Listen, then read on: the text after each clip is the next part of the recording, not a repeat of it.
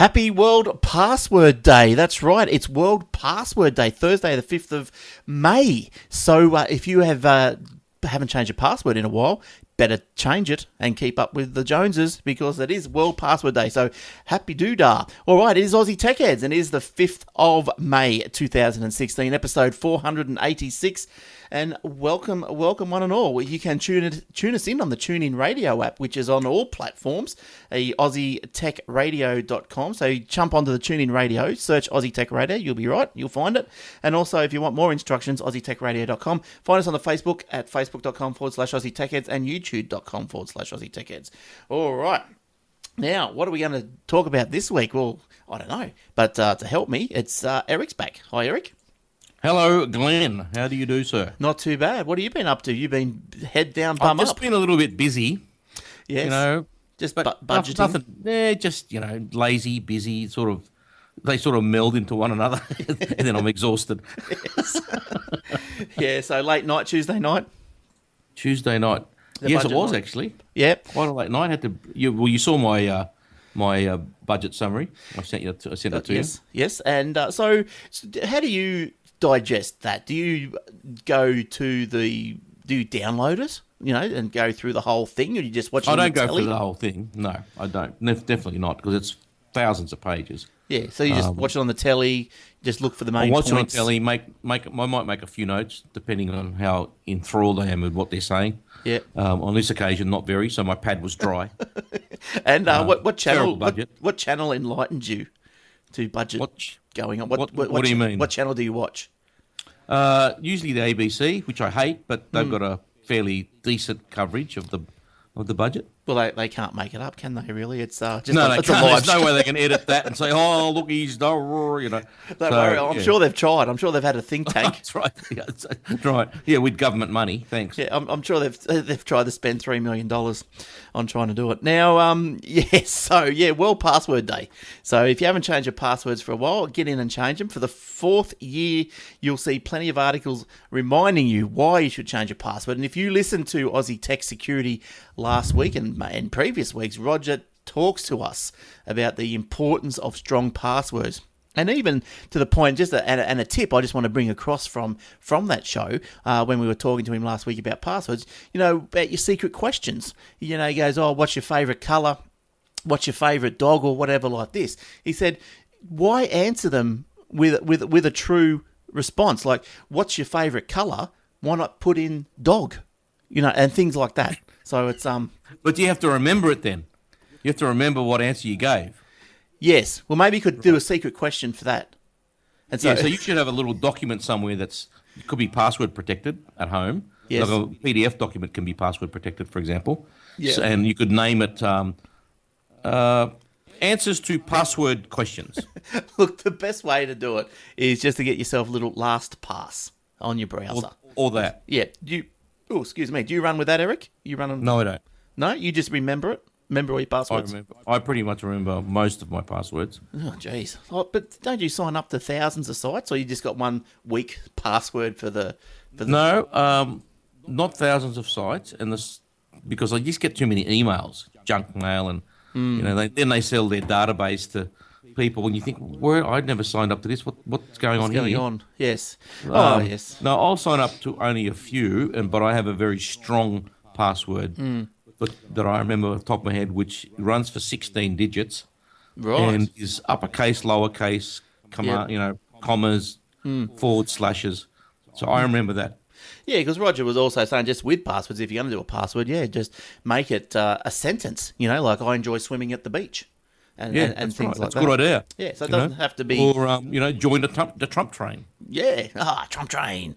All right, so it's chugging along. It's chugging along all the way. Now, okay, where are we going to start? Let's start with some good news for a 10-year-old boy. Facebook, every now and then companies, including Facebook, in this instance Facebook, puts bounties out to see if their products can be hacked. So if you want to throw your hand at hacking, you wait till a bounty comes around, and in this case it was Instagram, and try and hack it. And if you are successful, you'll get a bounty. Facebook paid out $13,000 to a 10-year-old Finnish boy. Now, he discovered a vulnerability in Instagram. And, won the prize. How good's that? I want to know, at 10, two things are happening here. Either, I know the Finnish school system is pretty good. Either they're learning this at school or he's spending way too much time in front of the computer. Oh, look, I think, 10 years old. That's 10? That these young... I've got a daughter that's 10. You've got a same. daughter that's 11, right? A 10 as well. 10, yeah. And, they're playing Minecraft. Minecraft. She's not trying to hack Minecraft. No. She's just playing it. Yes. Or Star Stable. That's what that was, right? I suppose you were on that too, I'm sure. So maybe. I'm thinking, okay, so it's got to be there. I know the Finnish school system is very good. Look, his dad's probably a hacker. He's probably, and that's where it's all coming from. His dad's probably, what's his name? Snowden. Snowden. Yeah, that's right. And the other bloke, Assange. Oh, yes. Now, so anyway, he discovered a vulnerability in Instagram coding, which allowed him to delete any message in the application. And he says, and a quote from him, his name is Jani, Jani. I would have been able to eliminate anyone, even Justin Bieber. Oh, he should have done that. He should have, shouldn't he? But then that might have been going outside the rules. Kim Kardashian's That'd be good delete too. Oh, and Kanye. And a whole family. Yes. Yeah, that wouldn't be a loss to anyone. No, I wouldn't raise a sweat about that. Now, Jani verified his claim by deleting a comment Facebook posted to a test account, and the vulnerability was patched in late February 2016. So he's reportedly the youngest recipient of the company's Bug Bounty Award.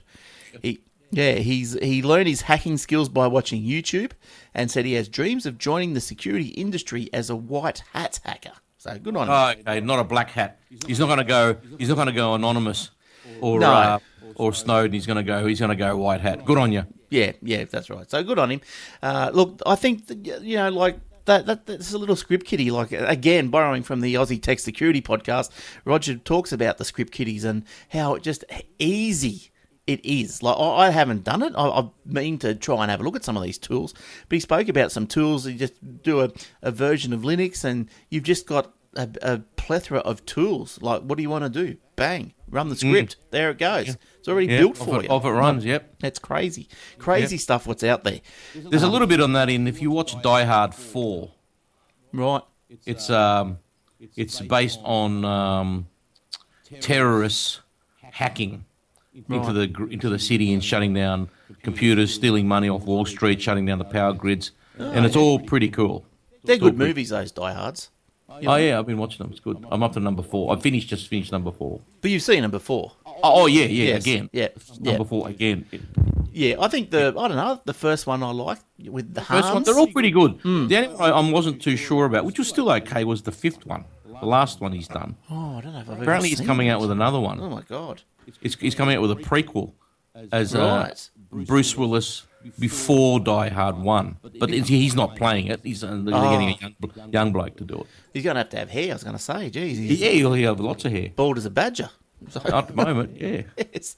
Okay, now, what have you come across this week, Eric? Well, where do I start? Let me think. There's an Apple story. There's a streaming story, and there's I think I'll start with the Google Maps story. Did you see that one, Glenn? I saw it in your notes, but I didn't read it. So you can tell me all about it. Right. Well, apparently, and I didn't know this, and I have tried it, and it does work. The headline is "No data, no problem. Use Google Maps offline." Right. Right. So when you're out in the sticks, I'm reading direct from the article. When you're out in the sticks somewhere, you might get to a place where there's no signal. How will you ever find your way home or to the next party? I don't know. Blah, blah, blah. Okay, with a little foresight, you can make sure Google Maps continues to be useful. So what you do is you open Google Maps and you put while you're getting a signal, Wi-Fi or 4G or whatever, best on Wi-Fi, you type in where you reckon you'll be. Yep. And then when you get to that point, just go back to the search bar and type in OK Maps and press search. And then when you do that, a little download button will come up. Right. And it says, do you want to download the map? And you can zoom in and out. The more you zoom in, the smaller the map size, because it's only a small area. The more you zoom out, the bigger the data size, and it'll tell you if it's too big, and it'll say zoom in a little bit, and to get to about download. Now, the biggest one I got, because I was just looking at a few places I've been, so I went to, I put in, what did I put in? London, just say, right? Yeah. And I zoomed in all around London. Within an hour out of London, I was just zooming out until it was just right, and it'll still let me download 1.5 gig, right? Downloads onto your phone. Then I turned off my phone, put it on airplane mode, whipped up Google Maps again, typed in London, bang, there it was. Directions to Buckingham Palace, boom, off you go. Right. Beautiful. I wonder what's the area, do you think, that it downloads? Like the area that you can see on the map. Oh, right. Right. So it'll tell you what area you're seeing. Yep. So if you zoom out, it'll tell you, okay, you're getting this whole area, Yes. and it'll tell you if it's too big. The maximum you allow you to download is 1.5 gig, and that gets you probably an hour or an hour and a half out of the centre of the place you want to be. Right. So it covers. So for example, Sydney, I did that as well, and it covered me from Sydney all the way to the Blue Mountains. Yeah, that's pretty good. And the same distance north and south. So up to Gosford, down to Wollongong, out to Penrith and the Blue Mountains, 1.5 gigs. And the reason it still works is when you put on airplane mode, the GPS doesn't shut off. Right. So how do you now? Because I know the GPS has struggles in the city. Is it still the same? It still struggles in the city? No, that's all right. Yeah, because Right, yeah. I was in Brisbane Because of the buildings, yeah. Yes. It might have slightly, yes. because I was But in this is mainly if you're out in the sticks, you won't struggle because you've got a straight line of sight to the satellite. right Because if you're in the city, you can turn your phone on. yes, right? that's right. But I was This is for if you're not getting a signal. But I was in Brisbane on the weekend, and I had to find somewhere by walking, so I turned it on to walk, and it had no idea. Like, Really? absolutely no idea. That's probably all the buildings. Yeah. Well, that's what I put it down to. I'm going to have to test it. I'll go out the front of my place and test it. But I'm thinking, it had me walking around in circles. I said, before I realised, I said, I've already been here. This thing is it keeps off. changing, doesn't it? You're walking and it just goes back, and then as you're walking back, it goes forward again. Yeah. Yeah, and I said, it sort of put me 2 streets away from where I Yeah. was. I'm thinking, this is crazy. That'd be who were you using, Google or Apple? Yeah, Google. Okay, try Apple. I tend to try both. See which one gives me the best result. Yeah. But this is mainly if you're out in the sticks. So if I want to drive to back of Burke, right? I'll go to the map, type in Burke, Yeah. and then I'll zoom out so that I'm within an hour and a half of Burke in each direction. Yep. Save that map. So an hour and a half out from Burke, I might lose a signal, and I can whip this up then. See, Yeah, and that's just put it on airplane mode. I won't burn my battery. GPS still works. I wonder So if it's a treat. you could do that on a plane. So you download, from the area would be too big. It's the area would be too big. So you could, if you were going on a regional flight, just say from where you are, the Gold Coast to Brizzy, you'd do that. Yeah. You'd do that. I came across talking about iPhones. I came across an iPhone tip that I'll share. I thought it was quite good. You know, when you stick your phone into iTunes and you want to take your photos off, I'm not sure if you do it that way. So, you cut and paste, cut them off the iPhone, paste them on your computer. And then you go back to iTunes and there's still a gig of photos, even though there's nothing in the folder. Have you ever come across that? Yes, I have. And I looked at iTunes and go, well, I just took that all off. Yes, but there's still a gig or Whatever. Yes. See, with me, when I plug into my phone, I have the same problem. Even if I don't copy and paste them off, I'll use iPhoto to drag them out. Yes. And usually, when you've done that, it says, "Do you want to delete all the photos off your phone?" Yeah. And you say yes. Yep. Then it's on the screen, on my computer screen, it says, "Yep, deleted." Yep. Then I unplug my phone. I go to my phone, and it's still there. Right. Useless. But what I found was, because I took them all off the phone, because I'm trying to, get some space back. So I took them all off the phone. And then I plugged it back into iTunes. And I went, well, what's this photos? 1 gig. I went, well, what's going on? So, rechecked the folder. Folder was empty. I'm thinking, well, where are these photos? I don't know. How do you find these out? So anyway, apparently they're hidden. Now, the trick around it is you've got to go and set the date of the phone back, set it back 10 years or something. And so Right. when it goes back 10 years, go back to your photos, and there's this gig of photos. So you have to just select them all, delete them. Oh, I see. And then so everything you've ever taken since you've had your phone, just say, remains hidden. Well, I don't think it's everything that you've taken. It's just weird, just random photos over the time. I love the quality control of Apple. It's getting better. It's stupid. But anyway, yeah, so then you put the time back, take the phone back to a previous point in time.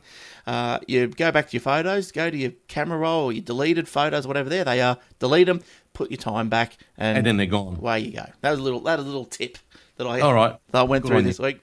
And all right, so that's a good show. Offline maps and photos, we're done. Yeah, that's right. We'll end on a high. Woo. Ooh, that's right. All right, Dick Smith has reopened under Kogan. We all knew that was coming. All the Dick Smith stores were expected to have closed. Apparently, now they're gone.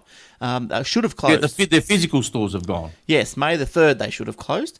Now we've got Dick Smith. The website's up, all owned and run by Kogan. It's a bit of a... Oh, you can tell that it's really a sort of like a Kogan website with a different coloured theme and all this sort of stuff. But anyway, the website... What side are you on? I'm on the Dick Smith side. It's black and yellow as usual. Yes, well, that's it. That's the Kogan site now. Oh, is it? Is that the Kogan colours? Is it? I thought those were Dick Smith colours. Well, they're Dick Smith colours, but he owns the the IP to Dick Smith. Yeah, of course. So he's keeping the flow. So if you go to dicksmith.com.au and you go down, you'll see all the Kogan products in the catalogue as well. Oh, I see what you're saying. On the screen. So yeah, he's merged their back ends.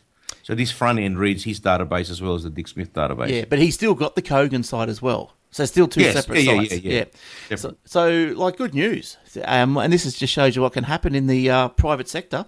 The website was originally slated to go live in June, but it's a month ahead. So how good is that? How good is that? It was built in just under 2 months using the existing platform and logistics infrastructure from Kogan's online store. The Dick Smith store is already stocked with over 5,500 products with the likes of Samsung, Apple and Microsoft. The site also does sell Kogan gear as well. So look, Kogan's going all right. He was fine. Yeah. Speaking of Apple gear and whatever, during the last couple of weeks, my iPhone 6 Plus, one of them, has been playing up. Not in any way serious, I thought at the time, about maybe a month ago.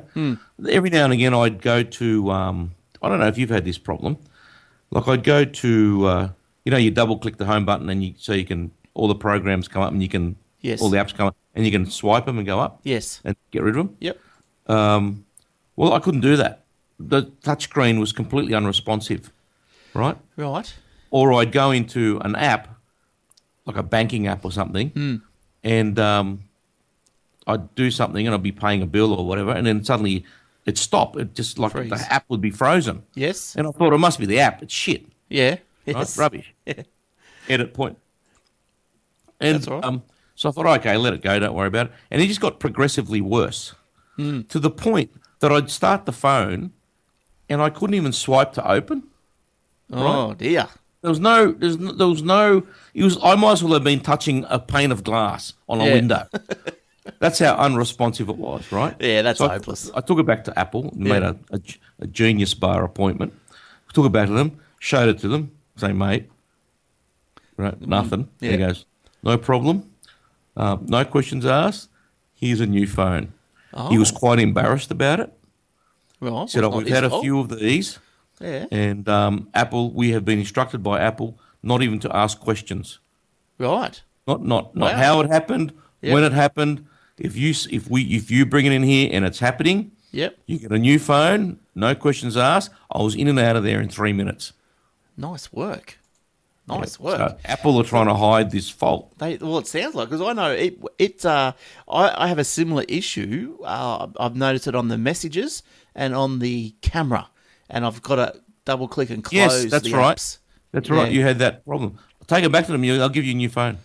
I might have to. I will. I'll do that. They won't ask you any questions. Yeah, well, I will. And if it's sometimes you look, knowing people's luck, they go in there and suddenly everything works fine, right? And they go, "What are you on about, mate?" As soon as you mention it, say my screen freezes and my touchscreen is unresponsive, in 30% of the apps I use, including Apple apps. Just tell them that, including Apple apps, they will replace your phone, no questions asked. I wonder what the issue is. So, yeah, I wonder what it is. It's either the glass or there's a bug in the software, I reckon.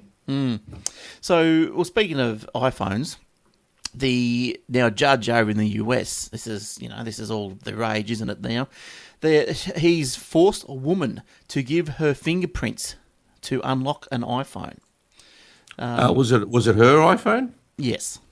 Yes. And what was she, a drug dealer? Yes. Okay. Allegedly. Yeah, alleged girlfriend of alleged dealer. The agency recently pushed for a 29-year-old LA woman to provide her fingerprint to open her phone after she was sentenced in an identity theft case. Well, maybe not drugs. But anyway, look. And what do they need her phone for? Well, her name, I can't even pronounce her name. It's Paitsa Bashardashian. It's Armenian. Attempt. Yeah. She'd already been sentenced to an identity theft case, and she was taken away to lockup when the FBI sought a warrant in another California court for her fingerprint to open the phone. An agent took her print later the same day. Now, the order sparked a debate as to whether the order was in violation of the Fifth Amendment.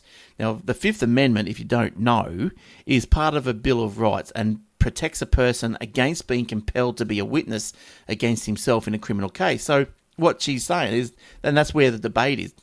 She was actually self-incriminating. Well, she's arguing that. That's right. If she opens the phone, well, hello. And there's something there. It's a honeypot. She's incriminated herself, yeah. So, but getting back to, we were saying alleged drug things, I think she's the girlfriend of a crook, alleged crook. Okay. So that's why that might be she might have a civil rights case on that one, because if she's not an accessory to any crime he's committed, she's not compelled to give her fingerprint, really. Well, maybe they're looking, unless she's an accessory. Well, maybe they're looking further into her identity theft. Possibly. Problem. See, if she got married to this bloke, it's a lay down misère. You don't have to testify against your husband in America. Right. Should have got married, mate. Should have got married. All right. So it looks like things are hotting up with all that sort of stuff. I think you got an iPhone story, haven't you? Something about bags in China. What? Bags in China. Oh yes, bags in China. Millions of them. Apple loses trademark fight over the word iPhone, the iPhone name in China. How ridiculous is that? Apple has lost a trademark fight in China, meaning a firm which sells handbags and other leather goods can continue to use the name iPhone. The Beijing Municipal High People's Court ruled in favour of Xingtong Tiandi Technology, said the official legal daily newspaper. Anyway, it goes on to say that Apple filed a trademark bid for the name for electronic goods in 2002, but it was not approved until 2013. Apple is disappointed the Beijing High People's Court has allowed Xingtong to use the iPhone mark for leather goods when we have prevailed in several other cases around Xingtong. I hate to say this, but I'm sort of on Xingtong's side, only because number one, they've been selling iPhone leather products in China since 2010. The trademark was not given until 2013. So I'm thinking there could be a reverse case. I'm going to sue you for using our name. Well, they could, but Apple, it says here, Apple filed a trademark bid for the name in 2002. The iPhone wasn't even out for another 5 years. Well, obviously, that doesn't matter. You could plan, a decade in advance. Would they be? But it's not when they approved it. It's when it was approved. It's not when they applied for it. It's when it was approved. Now, if someone starts trading 3 years before you got your approval, well, then I'm thinking Xintong should probably be suing Apple for the use of the name iPhone. But they're in a different category as well. That's right. So that was point 2. Yeah. Because it's a different category. So there's Apple, but having a look at those are they the bags you've got there? They're the iPhone cases. So they're the bags. The wallets, the iPhone wallets. Yes. So that's what's in dispute. Yes. Those things. Well, partly what's in. I think they sell handbags as well and wallets. Yeah. Right. Okay. Well, and that's iPhone. It's got embossed into it. iPhone. Yeah, it's embossed in it. But see, they're not even using the number one. They're just using the name, right? They're not using the font or any way copying how the word iPhone is written in any of Apple's documentation or marketing material, right? Yeah. So they're not breaching that. No.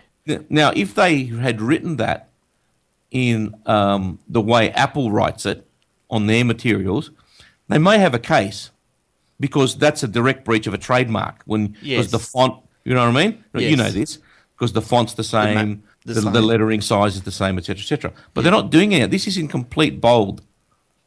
So yeah, okay. Well, I think that's fine. I'm happy with that. I'm happy for them to do, unless Apple trademarked in that category. Now, if they came out with a phone that ran on Android in the back end but looked like an Apple front end and called it iPhone, okay, different story, different result. But this is leather goods. You know, it's like right. It's like Mercedes-Benz suing BMW, saying you can't call that a car because we've got a car. Does Apple trademark? They probably would. They got so much money, they probably wouldn't sneeze at it. But would they, when they trademark, they just go holus bolus every category? Or would I think they do. But they'd have to show cause. But they have to show cause. Yeah, to show cause to be in that category. Remember, they lost that case to trademark the word app. That's right. And they lost the case against Amazon and Microsoft. That's right. Yeah. Well, app's very generic. That's why I think they lost that. Exactly. Yeah, they're arguing that they're the ones that came up with the shortened version of application. That may be the case. But are you going to tell me that the guy that came up with the shortened version for the word refrigerator, and we all call it the fridge, right? Every time I say the fridge, I've got to give the guy $1. TV. Yeah. TV. Yeah, all that. Right. Well, I think these Chinese people, on this case, I agree with them. In a lot of cases, the Chinese really take it too far. There was that case where they made an exact replica of a BMW X5 four-wheel drive, right? Exact replica, inside and out, wheel sizes, logos, everything. But they didn't have the the BMW colours, but without the BMW initials. Yeah, right. They called it the 12857C 65 AHB or something, right? Some rubbishy name. Yeah. And BMW took it to court and lost. Good. And the judge said, "No, it looks nothing like it." Yeah, well, fair enough. And it looked exactly like it. So in that case, the Chinese should have lost. Yeah. In this case, I think it's a fair result. They should send him a couple of cases. Send Apple a couple of cases. Send Tim a couple of cases. If you're listening, Zin Tong, that's the BBC.com article, just to give credit. If you're listening, I might give Timmy Cook a tingle and say you owe us money. You breached our copyright. That's right. Now, sticking with sort of like phones. Now, you sent me an email through the week about Aldi launching a 4G mobile. Yes, surprised to hear that, were you, love? Yes. So Aldi mobiles. I know you don't have this story, but are you happy for me to keep going with absolutely, it? Absolutely. I was going to put it in, but I thought, no, Glenn will do this. Yeah, so Aldi mobiles launched a 4G service at no additional cost. They're good, so that's great. Customers can purchase individual mobile packs that come with calls, text, and data. It's very cheap, mate. Have you had a look at their plans? Yeah, packs start at $15 for 500 meg of data, 250 minutes of calls, unlimited text. Who does limited? Well, if you go up to 25, you get 2 gigs and unlimited on everything else. So that's pretty good. $25. That's pretty good. Now you might think, well, what's the catch? Well, it's on the. Well, I don't think there is, but there's a small one that might be. Well, it's on the Telstra network, so that's fine. Good speed, reliable, 98% of the country or something. The Telstra, Telstra is offering the 4G wholesale on their 1800 and 700 megahertz spectrum, covering areas with 2600 megahertz spectrum coverage in selected areas. The 4G and 3G coverage reaches the 98.5%. However, the peak download speeds for Telstra 4G is being limited, being capped. Yeah, that's all right. I tested mine the other day. I only got 100. So I'm not getting any more than 100 anyway. I can't get 100 out of mine. Oh, I got 100 out of mine. It was a ripper. Yeah. Really? Yeah, I'll show it to you. Hang on. I took a screen grab. Oh, I'm going to do one now. But see, I haven't got good service here.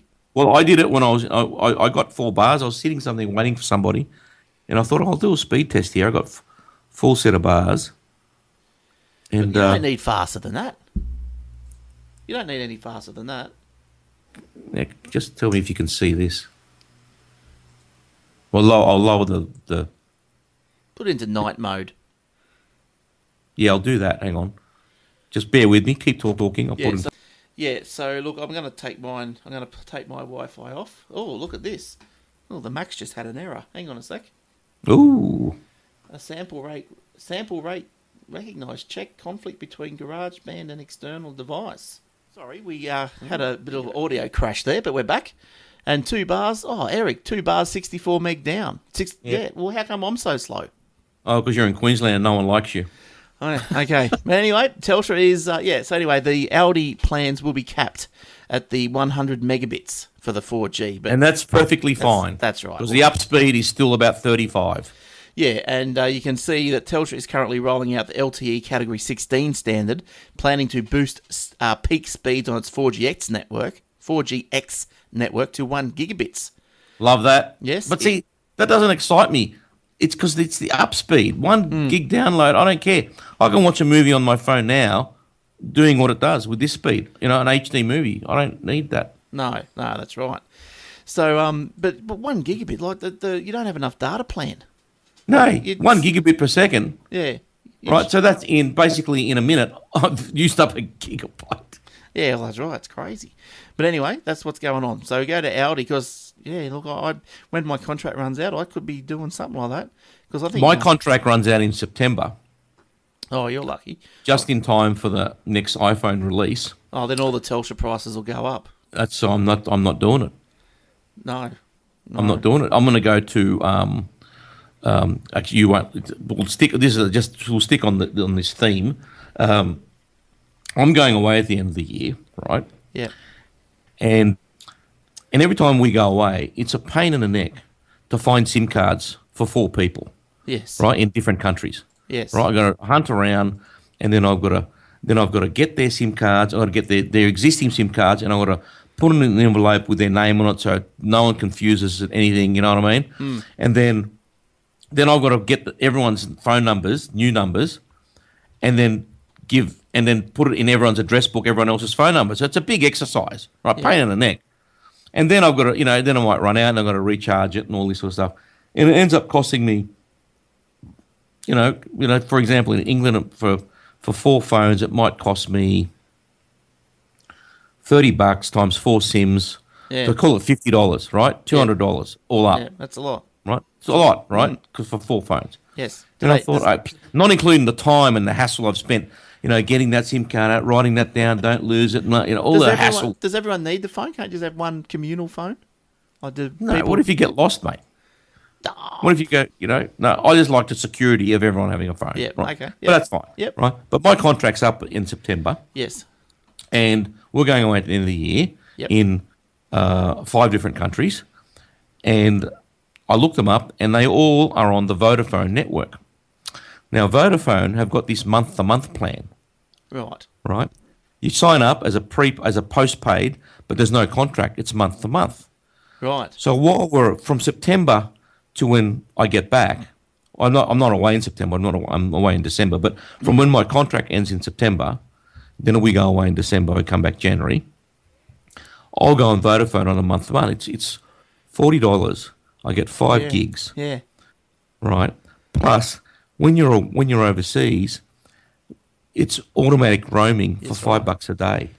Yeah, that's right. That's pretty good. Right, $5 a day, and that way everyone can keep their number because we're all off contract at the end of this year. See, it's perfect. Yeah, that's good. That's good. No one has to change their numbers. I don't have to worry about writing everyone's number down. Oh, I lose your SIM, blah blah blah. Because last trip I lost someone's SIM. I had to order my wife's SIM. Mm-hmm. Well, I lost it, and we had to order another SIM when we arrived back home. So for $5 a day. Yeah, just do it. And that's if you use it. So if you go out and you walk onto a Wi-Fi, yes, you don't get charged. What it's only if you use it. You're not going to try your Telstra Air over the phone? No, because I've got to find a Wi-Fi hotspot. That's right. You know? I wonder. Yeah, but that's right. Like, how many are there? Fonz? Is that a well-known? Oh, look, they're in a few places, mainly in Asia, because Telstra's got had quite a bit of investment in Asia. Yeah. But not so much in Europe. And then when I get back from there, because I'm on month to month, I can just go back to Telstra. Sweet as. Yeah. Keep my number and everything. What about going to Aldi? Would you consider Aldi? I would consider Aldi. But the only thing that bothers me about Aldi is not the price. It's not the network. It's the what you call it? It's the prepaid. I've got to keep remembering to charge my phone. Right. There must be if they do an automatic one that rolls over every 30 days, that's fine. Automatic deduction every 30 days. Yeah. I'll sign up to the $25 one. Yeah. Yeah, that's pretty good. I'd be doing that too. All right, let's move on to something else that's more exciting. What about other podcasts that you might want to listen to? Is the Aussie Mac Zone? No Aussie Mac Zone this week. Garth had some internet issues, so did he? He's only is he on the NBN?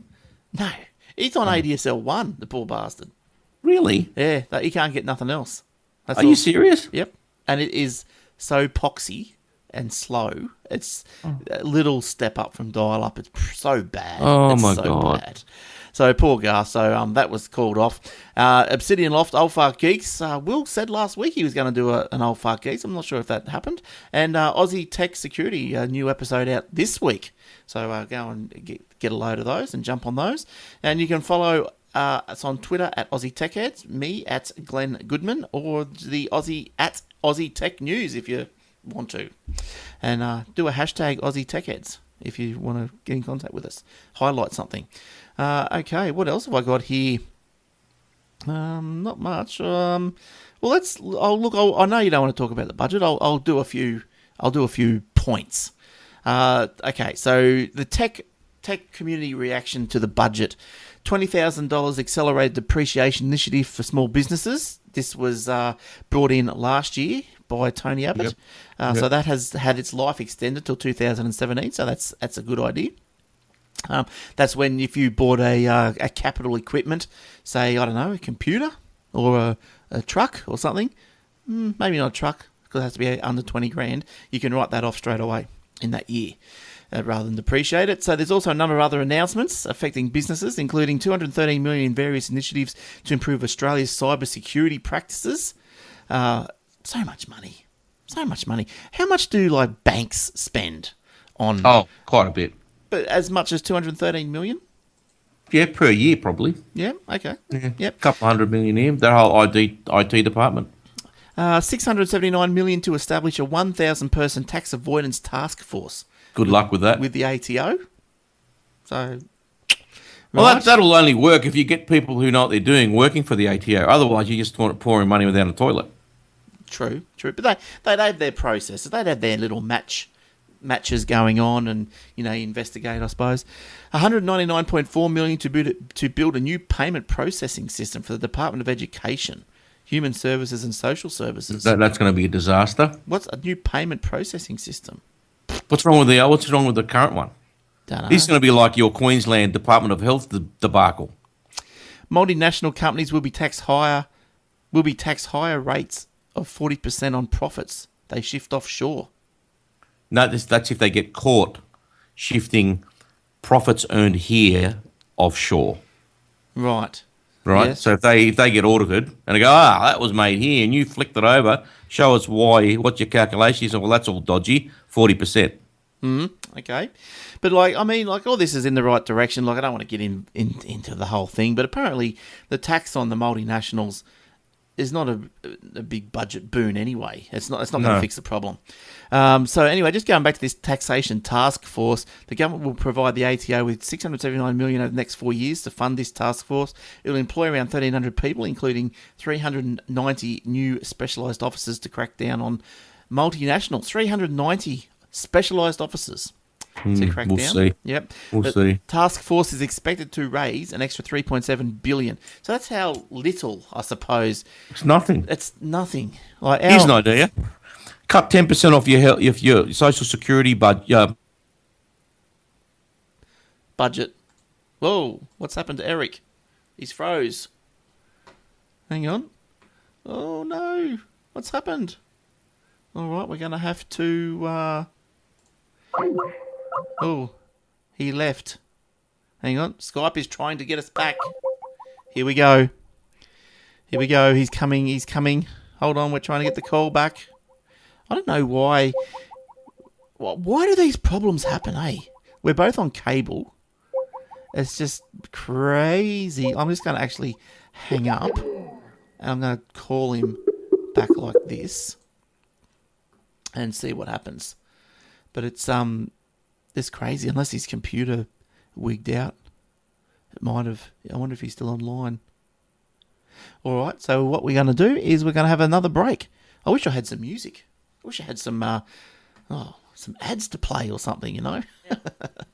Where were we? Let me get my show notes back. Now, we were talking about, Eric was rudely kicked off his internet and his computer. By the budget people. So, okay, yeah. So I think I was up to something about the task force. You know, they're going to spend $679 million on it. It's only going to reap in about $3.7 billion over the next 4 years. The funny thing is, it'll cost $1.679 billion, and they will reap $2 billion. That's what's happened. But I mean, but as I think if I can remember that far back before you rebooted. But what I was going to say was, so it's $3.7 billion over the next 4 years. So that's not even $3.7 billion a year, right? Yeah, that's right. Every year it makes a reasonable dent, and that's the other thing I was saying before I froze, is that the welfare system in this country runs at $150 billion a year, right? Or that might just be the health budget. I'm not sure. No, actually, I'm wrong. It runs at $400 billion a year. That's massive, isn't it? Just take 10% off that. There's your surplus year in, year out. Bang, right there. Yeah, but it might be more complicated than take that. Look, I'm sure it's more complicated than that. You know, you don't want people who are needy, who deserve it, missing out, obviously. No. But, geez, there's a lot of people that don't deserve it. 50,000 illegals all living in housing commission homes on your dollar, getting free internet and $300 a week. Was it? Not that I want to turn this into one of those shows, but is it the normal person goes to work Monday, Tuesday to pay for someone else, something like that? No, it's. I think Alan Jones said something like someone on the average salary, let's call it 80,000, works. I wish 4 months of the year to pay his taxes, and then he gets to keep the 8 months. 4 months. That's just federal tax, is it? That's just federal tax. So probably when you go out to the grocery store or the petrol station or buy some clothes or whatever, there's another tax on there. You fill up your car with petrol, there's another tax. You take out insurance on your car and your house or on yourself, there's another tax on that. There's stamp duty on that. So when you buy a house, there's stamp duty. You buy a car, stamp duty. It's never ending. It's not, no. But the most highly taxed country in the world. So just how do we get to keep anything? I don't know. It's too hard. Outside the circle, that's where you operate. Outside the circle. That's it. Now, businesses can be reimbursed up to 50% of promotional expenses above $5,000, provided the total expenses are at least $15,000. If businesses are looking to productize, now there was a word I'd never heard of Not before. even a word. Not even a word. It is. You looked it up? Is it a new word? I don't know if it's new, but it's there. It's the one I looked up was spelt with a Z, but American. Yeah, but productize and export their intellectual property to the global market. So if you're in that sort of business, hello, have a look at that. Now, budget papers also reveal that the National Broadband Network will run out of public funding by the end of 2017 financial year. So, what's going on there? The government will fork out its last payment of $8.8 billion of a $29.5 billion funding cap. Yeah, they won't stick to that. There's no way they'll go over that, for sure. That leaves an extra $16.5 billion and $26.5. That leaves an extra $16.5 billion that needs to be covered by the private sector to finish the rollout. We'll see what happens. Telstra will say, I'll take all of it. Actually, you know what? They should bring some internationals in. Google. Get Google to buy it. No, get everyone fibre. Well, that'd be nice. It'd be very nice. Yeah, well, I think that's why Google does their fibre towns, isn't it? They get involved because I suppose that the more people are I was actually reading an article a couple of weeks ago about, because for some reason, it's not a bad thing, Americans are very community minded in the little suburbs or the little cities or towns that they're in. They're all very community minded. Everyone gets on, for the most part. And in a lot of communities in America, where the big corporations, telcos, can't get there, or it's too expensive to get there, like AT&T and who are the others over there? T-Mobile. T-Mobile, and what's the big one? Verizon. Yep. Right? They can't get there, or it's going to be a while before they get there. They're all got plans, but it takes a while. Because in America, it's just as big a country as we are, right? So the whole getting fast internet is just as difficult there as it is here. Yeah. Actually, it might be more difficult for them because they've got 350 million people that they've got it. So there's more premises to connect compared to here, right? Similar land mass. So what the communities do over there is they all get together and they fund their own connection to the backbone, right? So a town of, just say like the size of Bathurst, 50,000 people, they might go, right, we all want fibre to the home, and it's all going to cost you X amount, $1,000 each, and we can get fibre to the backbone. Everyone pitches in and get fibre to the backbone. Now, why don't we do that here? Well, wasn't there a plan in Brisbane to throw the internet through the sewers? But that backfired because of some... Well, you wouldn't even need to do that. You just need to just, dig your trenches and hook it onto the power lines and get that into the backbone. You wouldn't even need to do that. So 50,000 people at $1,000 each gives you $50 million, right? $50 million. Surely $50 million should get a fair way through of getting, decent internet into a town. But see, the guy, that article went on, I moved off it, but that article went on more than what I probably noted down. But there was a guy that was saying that, and he was saying that the NBN's not making enough money. That's why it has to, something has to happen. And it has to be run by commercially minded people. Yeah, it's not making enough money because it's going to towns where there's 3 people in them. Well, this is the part of it's the rollout, the rollout of how they planned the initial rollout was wrong in the first place. And we said this back in 2008, Glenn, or 2009. Yes. Why would you? And I don't want to sound like I'm better than anybody else or anything like that, or I'm some sort of snob.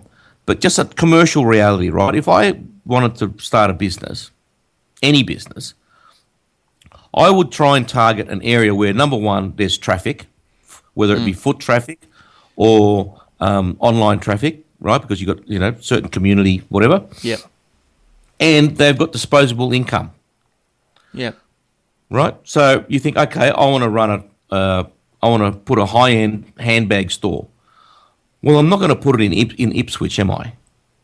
Right? I might shove it in Brisbane or Robina. Right? You get the foot traffic and you get the people with generally, not always, but generally, higher disposable income. Now, with the NBN, they're rolling out in places where people couldn't rub 2 sticks together. Yeah, but it's not probably just that. It's just that they're rolling out in places where there's not enough people. Well, that comes down with the traffic. That's what I'm talking about. I guess I understand why they've done it this way. It's because if they did roll it out into the cities first, they'd forget. It would stop, and then they'd stop, and everyone would be left out again. Yes, I agree with you there. I agree with that 100%. In which case, they should have split it. The government should have run the outlying areas. They should have funded that. And the telco should have built the metropolitan areas. Yeah. Well, yeah, but I'm sure there's probably plenty of armchair critics like us that or they should have come up with a community forum that says, righto, guys, if you want to do it, even at $5,000 per person or per household in Bathurst, 50,000, that's $250 million. Yeah, but you're not going to get people aren't going to pay 5,000. Like, Per household, you would. oh, I don't know if I would. If you were getting 1 gigabit, mate, because that's what they're doing in America. They can't believe how slow our speeds are here because they've made the same comparison, same land mass, similar distances from East Coast to West Coast. It takes 6 hours to fly from LA to New York. It takes 5 hours to fly from Sydney to Perth. Similar distances. They cannot believe that our speeds are this bad, and they've got more premises to connect to. Yeah, well, yeah, I don't know. I just think something's going to have to... I think everyone should get together. How many people in Robina? You know, or they might say, look, it's going to cost them. It's going to cost the government more. Just say to come where I am and say, right, if we put it in ourselves, it's going to cost a lot more, and it's going to take, and you're not going to get it for 5 years. But if you pay for half, we'll get it to you in 6 months. Yeah. Yeah. Well, like I know, it wasn't a TPG. If the TPG has their fibre around the place, and if you're pretty near it, they'll run it to your house. I think it costs them 10 grand. But like, 10 grand. If then you can sell it to your neighbours. Yeah, but not even that. If it's going to cost you 10 grand to get it to your house, we'll say, well, okay, let's go down the whole street, and then everyone can have it. Let's all chip in. It might say extra 5 grand, you know, because you're paying. Well, the thing you get economies of scale. That's right. The first hole or the first pit is always going to cost you more, and then the subsequent pits might only be marginal cost after that. You know, $2,000 or whatever, right, per house on top of that. That makes sense. That's what I mean with the community stuff, right? It might not end up being $5,000 per household because the first 10,000 households might cost $10,000 each, but after that it's only $1,000. Yeah, depending on economies of scale, marginal cost, all that sort of stuff. I learn all this at uni, but that's how it works, and it would work. And $250 million could buy you a lot of internet. But like you look at, look, I'm on the NBN site now, and this is the most frustrating thing because no one knows if you don't have it. No one knows when it's coming or what's That's going. right. No one knows. There's no clear map. So if That's right. If you typed your address in, right, all it tells you is we are not building here yet. Yes. What it should tell you is you are slated to commence NBN on this date. Yeah. That's what it should have. The little bubble should come up and say that we are going to start building in, fourth quarter, whatever year. Yeah. That's what it should stay. I'm going to type in an address here. Because if you want to go, it says I'm not building it, but when will it be? Where can I find out? You've got to search high and low get their rollout plan. It should be a little button that says, click here for latest rollout map. Or rollout plan for your suburb. Yeah, so like I've just typed in around Robina. So we're on cable around here. Now I know we're going to get the HFC. Yeah. But the response to the NBN website is the rollout of the NBN network has not started in this area. That's it. But couldn't they have a little asterisk and say, well, there's not actually going to be a rollout. You're just going to switch over to HFC, and that's right. planned. You have a multi-hybrid technology or whatever. Planned for 2017. That's right. That's a little bubble says, we're not building yet. However, this is what you'll be getting in 18 months' time or whenever that is. But there's no communication. This is what happens when it's run by government. They don't know how to run a business. I said this from the very beginning. This was going to be a disaster. As soon as you let government build a utility, it takes years and years and years. It gets blown out of all proportion, and then they just give it up. Then they give it up. All right, well, let's move on. We don't want to get bogged down in that. Let's go to this one here. Oh, you've got a good one actually. Give us your YouTube thing. Aha. Let me just scroll down to it. Here we go. YouTube working on Unplugged TV subscription service for 2017. So that's a few months away. As Hulu confirms live TV plans. Hulu, for the uninitiated, is a streaming platform in America, which is pretty cool. If you have a VPN, you can actually access Hulu from here. And basically, when I last accessed it was about a few years ago, is all the free-to-air networks in America put all their shows on Hulu for other people to watch, for people to stream at any time. Right. So ABC, NBC, PBS, whatever, right? Yes. MSN, that sort of stuff. So that's what Hulu does. So interstate internet-based subscription television plans are growing in popularity, and YouTube is the latest company rumoured to be working on a standalone television service, according to Bloomberg. YouTube is developing a paid subscription service called Unplugged, offering a bundle of channels for a set price. So that sounds like Hulu. I think they must be partnering with Hulu. YouTube has already built the infrastructure necessary for the service, and is prioritising its development for. Oh, he's frozen again. Oh, no. Come back, Eric. Don't leave us. He's gone again. He's got computer issues. All right. Well, anyway, let me finish his story because he's going to have to reboot and we're running out of time. So, I don't think he's going to come back. Is he still online? I think he's offline. So anyway, so that's the story. Look, you can see more of that on in the show notes, aussietechheads.com.au/podcast. And look, there was only one more thing. I had hoped that we were going to discuss it a bit, but look, time is against us, and even the internet is against us. So Google, I'll just briefly give you a rundown. Google given access to London patient records for research. Now, under a data sharing agreement, Google's artificial intelligence division DeepMind will have access to all the data of patients from the Royal Free, Barnet and Chase Farm hospitals in London going back over the past 5 years. Now, it plans to use the data to develop an app known as Streams that will alert doctors when someone is at risk of developing acute kidney injury, AKI, in brackets. Now, the data remains encrypted, good, meaning the Google employees should not be able to identify anyone, according to the Royal Free Trust. Now, the data sharing agreement revealed by new scientists includes full names as well as patient histories. That's a bit dodgy, isn't it? But anyway, look, research, health, yes, it's a good idea, but I don't know if they need full names. That could be, going a bit overboard. Yeah, same with, remember a couple of weeks ago we spoke about the census, they wanted to record the full names of the household and everything. Names don't really determine if you need to build a bridge. It's the number of people in the house and their income and all this sort of stuff, yeah, but their name, I don't think so. All right. Well, look, you can find all the links to those stories and more at aussietechheads.com.au/podcast. And look, it's been one of those nights again with internets and computers. So Eric has gone, so I'll say goodbye for him, and I'll get in contact with him in a second, see what's going on with down in Sydney town with his computer. I mean, sounds like he might need a rebuild if it shunted off twice, in 1 hour, so that's no good.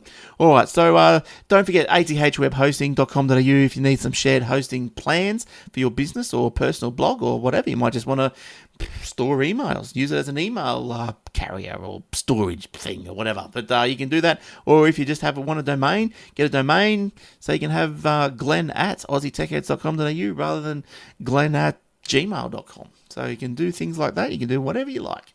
All right, so until next week, it's goodbye from us. Okay, cheers, and thanks for listening. Bye-bye.